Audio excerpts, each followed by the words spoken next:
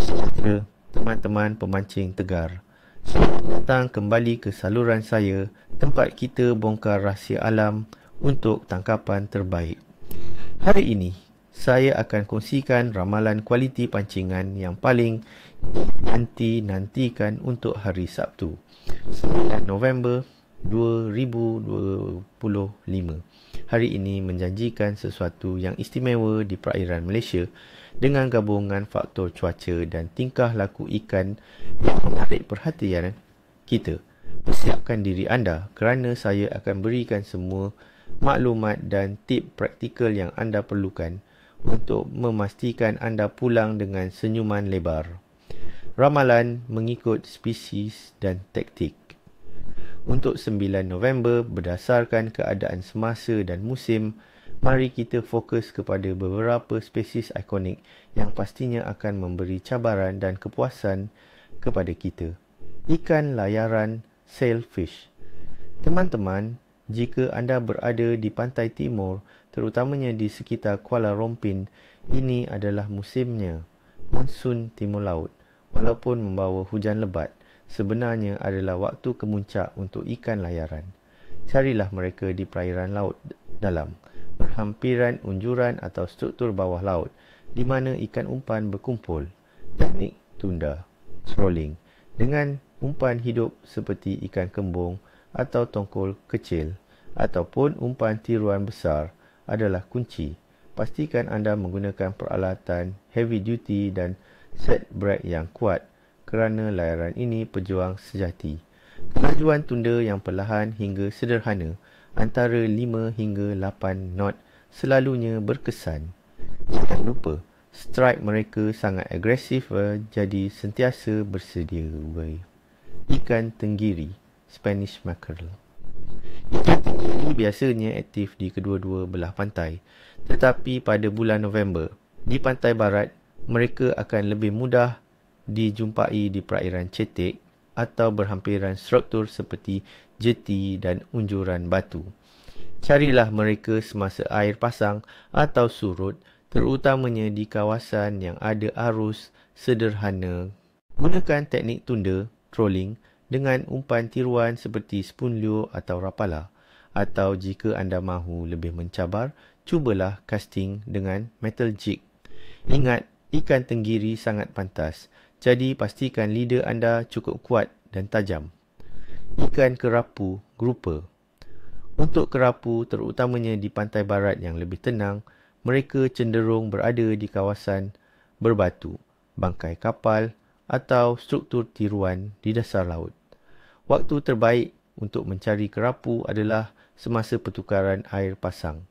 Gunakan teknik memancing dasar, bottom fishing, dengan umpan hidup seperti ikan bilis atau sotong kecil ataupun hirisan ikan.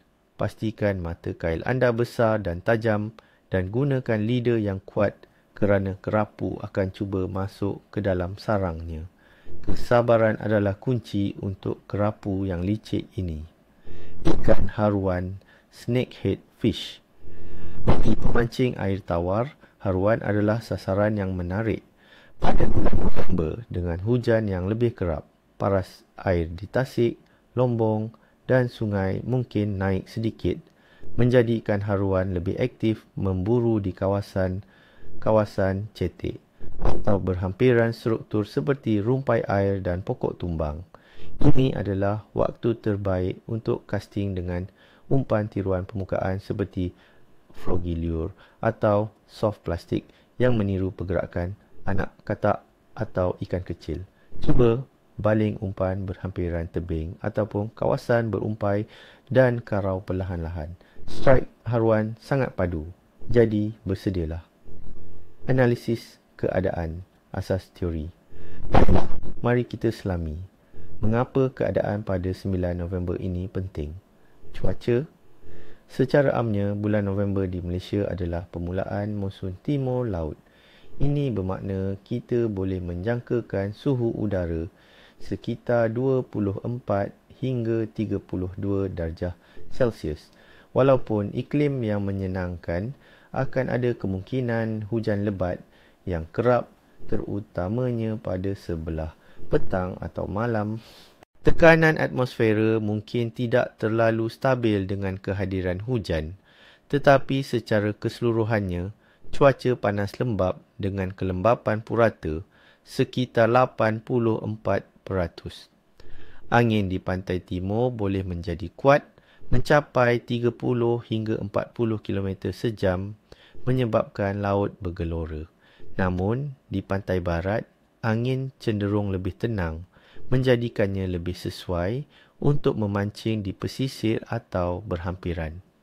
Perubahan tekanan yang mendadak akibat hujan boleh menyebabkan ikan kurang aktif, tetapi selepas hujan reda, selalunya akan ada strike yang baik kerana oksigen terlarut meningkat. Suhu air. Suhu air di perairan Malaysia kekal hangat, sekitar 29 hingga 30 darjah Celsius atau 85 darjah Fahrenheit. Suhu air yang konsisten ini memastikan metabolisme ikan kekal tinggi, bermakna mereka perlu makan lebih kerap. Ini berita baik untuk kita teman-teman kerana ikan akan lebih aktif mencari makanan. Fasa bulan. Pada 9 November 2025, bulan akan berada dalam fasa Waning Gibbous atau bulan sabit akhir dengan kira-kira 77 hingga 85% pencahayaan. Ini adalah kira-kira 3 hari selepas bulan purnama. Dalam dunia pancingan, ada kepercayaan bahawa fasa Waning Gibbous boleh menjadi masa yang baik untuk memancing, terutamanya pada waktu subuh atau senja dan juga malam hari. Tarikan graviti bulan yang masih kuat selepas purnama boleh mempengaruhi pergerakan air dan aktiviti ikan, menjadikan mereka lebih aktif mencari makan. Aktiviti ikan umum. Secara keseluruhan, bulan November di Malaysia adalah musim yang bercampur. Pantai timur akan menghadapi monsun dengan laut bergelora, namun ia adalah musim kemuncak untuk spesies besar seperti ikan layaran. Bagi pantai barat dan perairan air tawar, ikan kekal aktif dengan suhu air yang stabil. Spesies seperti ikan kembung dan tenggiri mungkin aktif mencari makanan berhampiran permukaan, manakala ikan dasar seperti kerapu dan siakap akan aktif di struktur. Ikan air tawar seperti haruan dan keli akan lebih giat selepas hujan. Penilaian kualiti pancingan. Untuk 9 November 2025, saya ramalkan kualiti pancingan akan menjadi sederhana hingga baik, dengan potensi strike yang lah kapris pelabuhan.